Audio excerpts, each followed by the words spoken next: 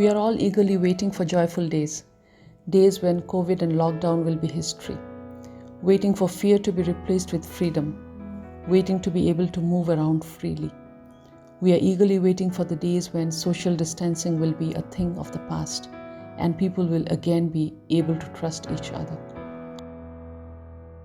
While we wait for the joyful days to arrive, we can ask ourselves, who will bring us the joyful days?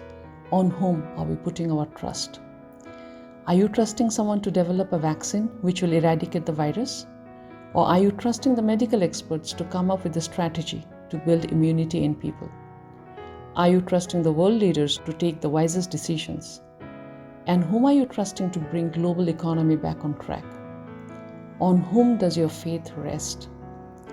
God advises that our faith should not be in the wisdom of men, but in the power of God. Do you know why? Reason is, what we achieve in life is significantly dependent on what we believe in and whom we believe in. God has wonderful plans for us, plans that we cannot even imagine for ourselves. God says, "For my thoughts are not your thoughts, nor are your ways my ways.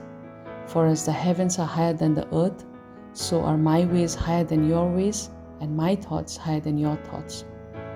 So God has wonderful thoughts for us. It means that these are God's desires for us. So who or what can make God's desires for us to become a reality for our lives?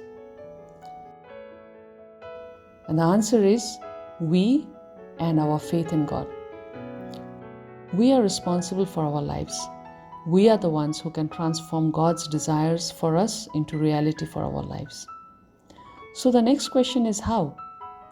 How can we help transform God's desires for us into reality for our lives? And the answer is by spending time in God's presence, by coming to God in complete surrender, by allowing Him to take charge of our lives. And once we let Him lead our lives, He will slowly transform us. Lord Jesus is able to do immeasurably more than all that we can ask or imagine, according to His power that is at work within us. So for His power to work in us, we need to invite Him to come into our hearts. Please invite Jesus into your heart today and believe in His goodness and His power. Trust in Lord Jesus. Have faith in Him, that He is taking care of you and your needs. And when your faith arises in Him, you will realize that hope and joy is ignited in your heart. And when you experience hope and joy in you, share it with the people around you and be a blessing in their lives.